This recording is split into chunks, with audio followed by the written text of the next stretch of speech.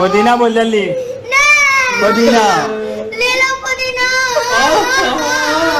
हो भोजपुरिया समाज दोस्तों, ये ले लो पुदीना एक बहुत ही ब्लॉकबस्टर सॉन्ग है जो कि हर एक बच्चों की जुबान पर आ चुका है। जी हाँ दोस्तों, जैसे कि आप लोगों ने शुरू में एक वीडियो देखा, इस बच्चे को सुई लग रही है बट यही गाना गा रहा है ले लो पुदीना। जी हाँ दोस्तों, यह इस साल का ब्लॉकबस्टर गाना बन चुका है और पावर स्टार पवन सिंह का यह गाना काफ़ी धूम मचाया था। दोस्तों पावर स्टार पवन सिंह का ले लो पुदीना आज 250 मिलियन क्रॉस हो चुका है। और दोस्तों ले लो पुदीना का एक कुरकुरे भी आया है जो कि हर एक मार्केट की दुकान पे आया है। दोस्तों पावर स्टार पवन सिंह का यह गाना इतना सुपर डुपर हिट हो गया कि पूछो मत। दोस्तों इस साल का सबसे बवाली और सबसे ब्लॉकबस्टर सॉन्ग बन चुका है ले लो पुदीना ए हसीना।